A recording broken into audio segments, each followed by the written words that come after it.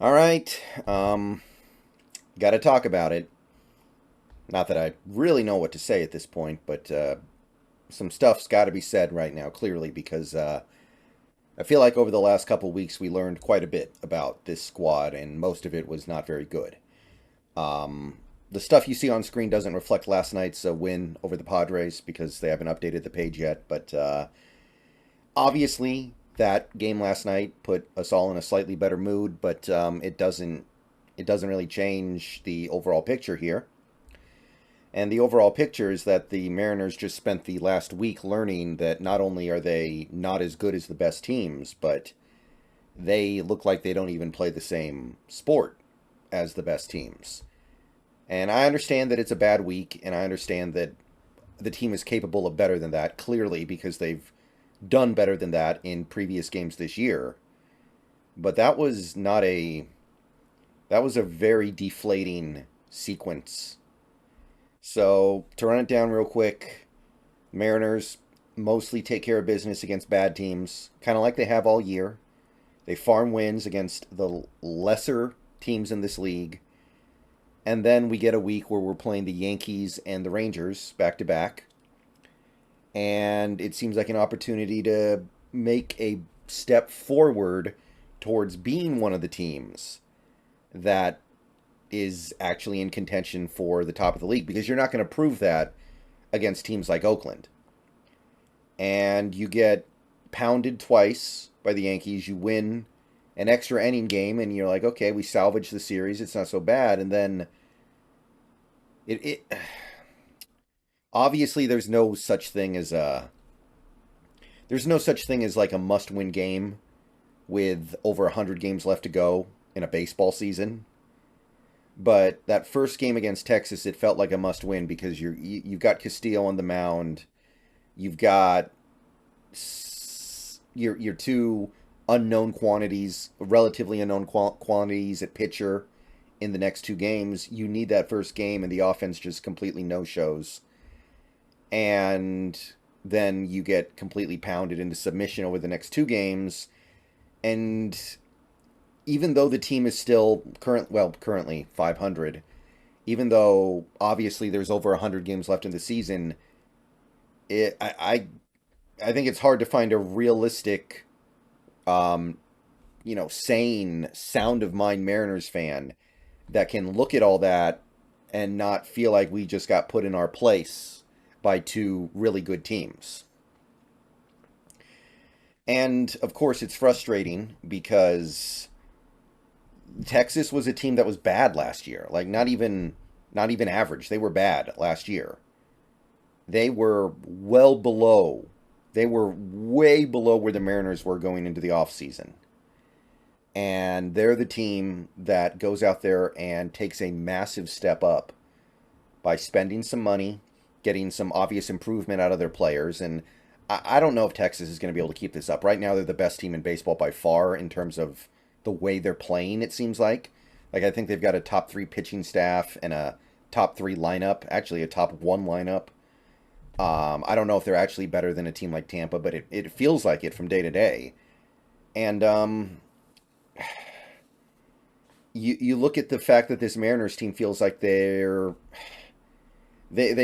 basically stagnated, and that's definitely annoying. And if you're like me and you had some optimism for this season, but you were also aware of the fact that the team chose a very passive route in the offseason, and you see it start to really, stick a dagger in, start to actually interfere with what should be a really good young core, it's frustrating, and it just kind of reminds you of the problem with this organization. And as of right now, we're 30-30 through 60 games, which is better, actually, a good amount better than we were last year.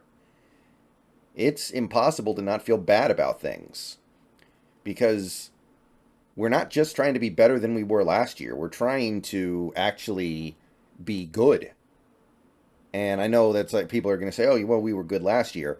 No, I'm saying I want this team to put themselves in a position where they don't have to win 15 games in a row to make a playoff run. And by the way, I'm in some Facebook groups. I see some stuff on Twitter. I could swear that a good 30% of the Mariners fans on social media are just assuming that another 15 game winning streak is going to come down and it's going to bail us out. And I hope the people watching this video are aware that a 15 game winning streak in baseball happens once every, as it happened once every decade across the whole league or something like that, right? Like baseball's been around a long time. You don't find very many 15 game winning streaks. And equivalencies are uncommon too. Winning 18 out of 19 or 23 out of 25. That kind of stuff is rare. And I hope everyone out there gets that. And at this point, it's going to take something like that to bail us out. And you just can't count on that kind of stuff. But we got over 100 games left to play. And obviously, nothing's over. But my thing is, and I know I'm talking about big picture stuff right now because I think the big picture matters more right now than how individual players are playing. The thing is, the AL looks like it's better than last year. The AL, like our division, you've got three at least decent teams in this division. The Rangers look like maybe the best team in baseball. You've got Houston, they're playing well lately. And then you've got the Angels. I think they'll fall off, but right now they're at least decent. And then you've got all those teams in the AL East that look honestly better than us. It feels like every team in the AL East is better than the Mariners. You put those two things together, and you arrive at the conclusion of this team is not going to make the playoffs. Or this, at the very least, this team is going to have to go on a once in a decade type run when they went on one of those runs last season. So it's not that the team is terrible. They're not. They're an okay team. I mean, their record kind of speaks for itself. At the end of the day, you are what your record says you are. And I think we still have although actually maybe not anymore, we have a decent run differential, although the last week probably wreaked havoc on it. So it's not like the team is bad. And again, the team is probably a little better than they were last year at this point. But we are not keeping up with the rest of the league. The AL looks much tougher to break through. And because we have more interleague games than we have in previous years, it's not as likely to fall off. Like if the AL is better than the NL, the AL is going to feast on the NL when they play and farm extra wins. Not necessarily the case in previous years. In previous years, you would have seen more teams within the league beating up on each other. So I'm not really seeing a good way out here. Like I still have a lot of faith in our pitching staff. Even though they got beat up recently, we got a nice bullpen. And look, I think that Teoscar, like just as an example, Teoscar, you're going to see him start to play better because he's in a contract year. There's no way he's going to stand for going into his contract negotiations with a below average offensive season on his resume in 2023. You are going to start to see guys like Ty France play at least a little bit better, actually start to look like competent at the plate. But I'm starting to feel like it's just not going to be enough. And I don't know what we have to trade. And honestly, I don't even know if we should be making trades trying to make this better. Problem might be bigger than any one player. The problem might have more to do with some sort of atmospheric thing. And I'm not talking about the marine layer meme. I'm not. I'm talking about this team. I mean, as of right now, I think we have four of the top five heaviest strikeout, or we have four of the top five most prone to strikeout players in baseball with, what is it, Julio, Kelnick, Suarez, and Teoscar. And Cal would be up there too if he didn't take every couple games off. So you bring somebody else in, do they just start striking out a lot too? I say this before, I'll say it again. When I see a bunch of players suddenly forget how to hit a baseball, and I see this all the time because I'm a Mariners fan. Like Pollock has completely fallen off a cliff this year. He's been completely worthless. You got guys like Colton Wong as well, who is a lost cause for me at this point. And you start to see some of the guys who even started the season strong, like Kelnick, start to really struggle, hard to get mad at the players. Like, what is this coaching staff telling these players to do? Like, what is the overlying strategy here that is making us strike out so much?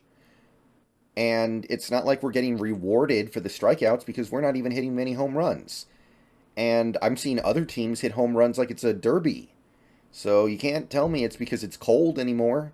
That flew for the first month of the season, maybe month and a half, but we should be cranking out multiple home runs pretty much every game now with this lineup that strikes out so much, and it's not happening yet.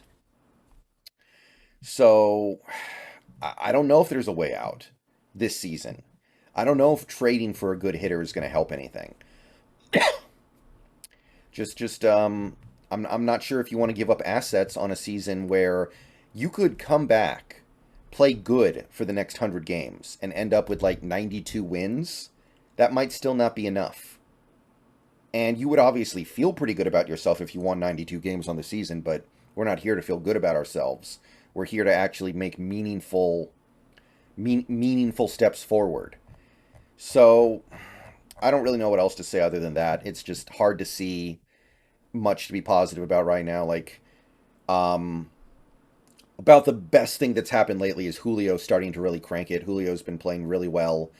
Had another home run last night. He's got his ops plus above 105. He, Kelnick, and Cal are the guys we're obviously going to be looking to build around going forward long term. Crawford's still playing okay in the leadoff spot, still doing his job. And everything else is just kind of like, it's not necessarily bad, but it's also, you're starting to shrug your shoulders about it. Like, I'm wondering about Ty France. Like, is this just who he is? Is he just a slightly above average hitter who slumps for like 2 months at a time, once a season minimum? Because we're getting to the point now when Ty France comes up to the plate, I just, it's almost like you want to turn the channel. Almost like, well, he's going to ground out or pop up, and that's all there is to it. And I know that's kind of weird because he's actually statistically our second best hitter so far this year, but it, there's just a real hopelessness around Ty France at this point. He's only 28. Now, the good news is we haven't paid him anything yet, so it's not like we've made some crippling financial commitment to him. But I'm wondering about Ty France. I'm wondering about his place on this team long term. Seems like Suarez might just be, this might just be on his last legs. He's 31, still pretty good in the field, but the hitting has just completely fallen off. Hopefully he starts cranking home runs and starts making up for some of the stuff, but I don't know. I've basically given up on guys like Wong and Pollock, and I mean Murphy's a backup center, so he's excuse me, catcher. So what he's doing is totally fine, but I don't know. I went into this season, and one thing I said was it feels like for the first time in a long time, the Mariners are going to be able to field a full lineup of guys who are at least frisky. Like, they get to the plate, and you don't feel like, well, I may as well go take a leak because there's no way I'm going to miss a hit or anything. But that's not been the case at all. And I'm not saying France is necessarily on that list yet. I'm saying we're getting there. But you've got guys like Wong. You've got guys like, sadly, Suarez is starting to head that way. Pollock. On the nights when he plays, we're kind of there with Murphy. It's just been a depressing couple of weeks for the Mariners. And again, this is not a bad team. Like, I know the pitching just got beat to hell. The pitching got destroyed over the past couple weeks. But overall, this is still a really good staff that has some really, really strong aspects to it. The injuries hurt, and the injuries, they are what they are. It sucks. But this is a good bullpen still. This is a bullpen that I'm willing to ride through the whole season with pretty much, especially now that we got Munoz back.